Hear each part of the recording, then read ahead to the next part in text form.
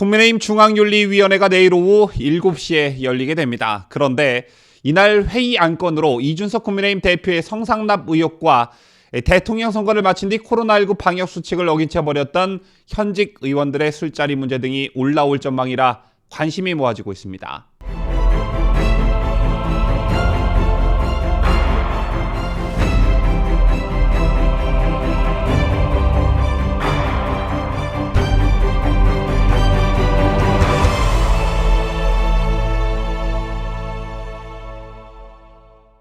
시청자 여러분 안녕하십니까? 뉴스데일리 베스트 민앵커입니다. 지난해 말이었죠. 국민의힘 이준석 대표가 윤리위에 제소된 적이 있었습니다. 제소 이유는 크게 두 가지였는데 먼저 하나는 조수진 최고위원이 비공개 회의에서 선대위 운영과 관련해 이 대표를 향해 내가 왜 이 대표 말을 듣나? 나는 후보 말만 듣는다 라는 취지의 발언을 해 이 대표와 정면 충돌했었습니다. 자, 그 이후 이준석 대표는 선대위 내 모든 자리에서 물러났고 가출을 했었죠. 조 최고위원도 공보단장직에서 사퇴했습니다. 자, 바로 이 건이 윤리위에 제소된 것인데 당시 국민의힘 중앙윤리위원회는 이준석 대표와 조수진 최고위원을 모두 징계심의에 회부하지 않기로 결정했습니다. 자, 그리고 다른 한 가지는 유튜브 채널 가로세로 연구소가 제기한 성접대 의혹과 관련해서 윤리위에 제소가 된 것인데요. 이 건 역시 징계심의에 회부되지 않았습니다. 그때 한 언론과 인터뷰한 국민의힘 관계자 이렇게 말을 했습니다. 윤리위에서는 이미 이준석 대표가 성접대를 받았다는 것으로 확인한 것으로 알고 있다. 국민의힘 윤리위 징계 불개 시 결론, 그거 그냥 무승부. 윤리위가 모두 이준석 사람들이기 때문에 나온 결과가 아니겠나 이렇게 말했습니다. 또 이 관계자는 한마디로 당이 썩었다. 당 윤리위는 썩은 부패위 같다. 젊은 당대표는 성상납 의혹자다. 그런데 여전히 얼굴을 들고 성인 군자처럼 행세하고 있다. 그가 당대표로 있는 한 성상납당이란 주문을 벗을 수가 없다. 2030 세대 그 누구를 붙잡고 물어봐라. 성상납자가 그들의 대표냐고. 코미디가 따로 없다고 강하게 비판했었습니다. 그리고 그는 이어 이제 그는 박근혜 대통령을 팔아 호가호위하며 성상납을 받은 추악한 젊은 특권의 상징일 뿐이라며 당 윤리위가 아니라 국민윤리 차원에서라도 당, 본인, 대선판 망치지 말고 빨리 퇴장해야 한다. 더 큰 망신 당하기 전에 라고 일침했었는데요. 이처럼 가세연의 이준석 성상납 의혹에 대한 폭로가 있고 난 다음 세간의 뜨거운 관심을 받았지만 기성 언론이 이를 이슈화하지 않았으면 물론 민주당도 이를 공격하지 않았었고 당 윤리위에서조차 자정 기능을 상실하면서 이 사건은 그냥 묻히는 듯 했으나 이준석 대표가 일종의 증거인멸을 시도했다는 가세연 측의 새로운 폭로가 나오며 최근 재점화되기 시작했습니다. 그리고 국민의힘 의원들이 최근 이 문제를 놓고 단체 채팅방에서 설전을 벌이기도 했는데요. 사선의 윤상현 의원이 단체 카톡방에서 이 대표의 어떤 의혹과 관련해 수사기관에서 수사 중이라며 차후 결과를 지켜보자는 취지로 글을 올렸고 이에 한기호 사무총장과 김웅 의원도 이 대표의 의혹을 둘러싸고 내용에 빠지기보단 지방선거를 앞두고 단합하자는 취지에서 공감을 표하는 것으로 전해졌습니다. 자, 반면 초선인 박수영 의원은 지역의 악화된 여론을 들며 사실상 반발하는 입장을 표했는데 자, 이에 일부 초선 의원들을 중심으로 안티 이준석 여론이 형성돼 있는 것 아니냐는 분석까지 나오기도 했습니다.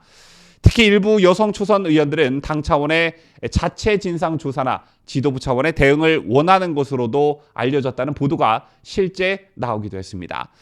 자, 그런데 이런 당내 여론을 당 중앙윤리위원회가 외면하기 힘들었나 봅니다.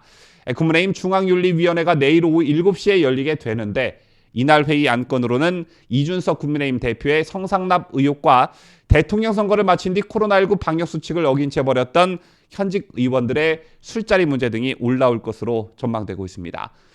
여기서 말하는 술자리 문제란 지난 3월 대선이 끝난 직후 국민의힘 현직 의원과 대선 캠프 인사 9명 이상이 방역 지침을 어기고 밤늦게까지 술을 마신 사안을 말하는데 당시 공개된 술자리 사진을 보면 구자근 의원, 김병욱 의원, 윤석열 대선 후보 선거대책본부의 특보를 지낸 송태영 충북대 교수 등 대선 캠프 소속 인사 3명 등이 함께한 것으로 확인됐습니다.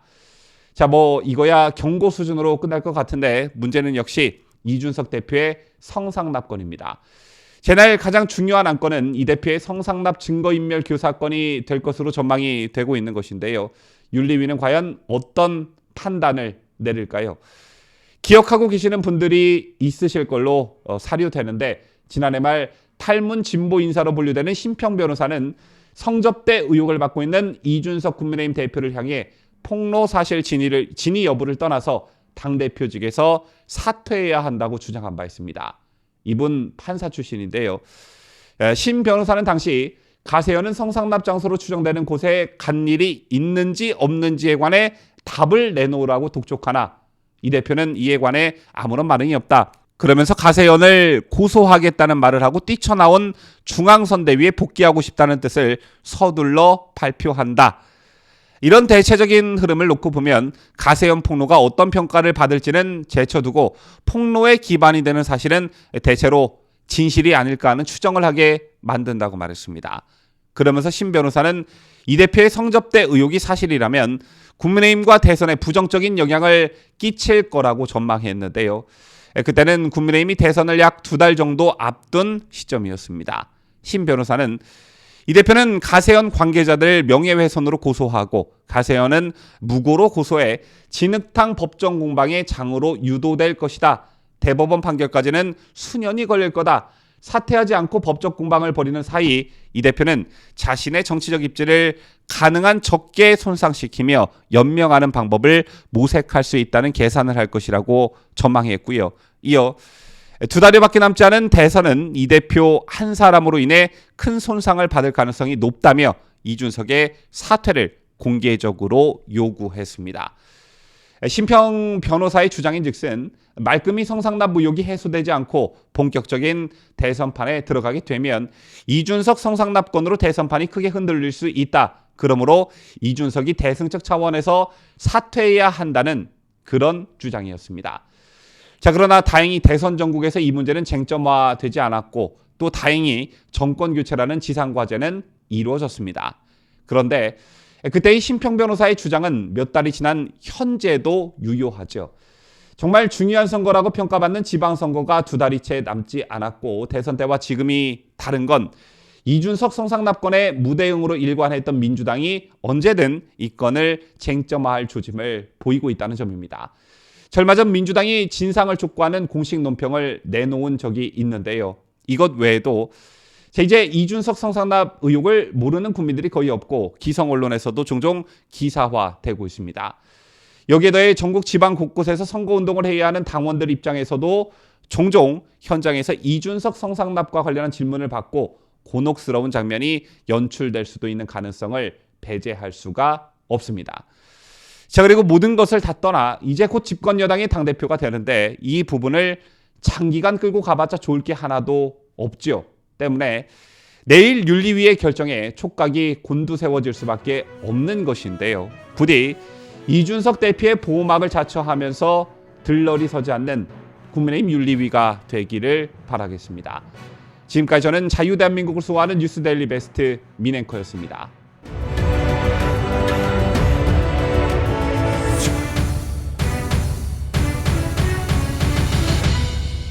함께해요.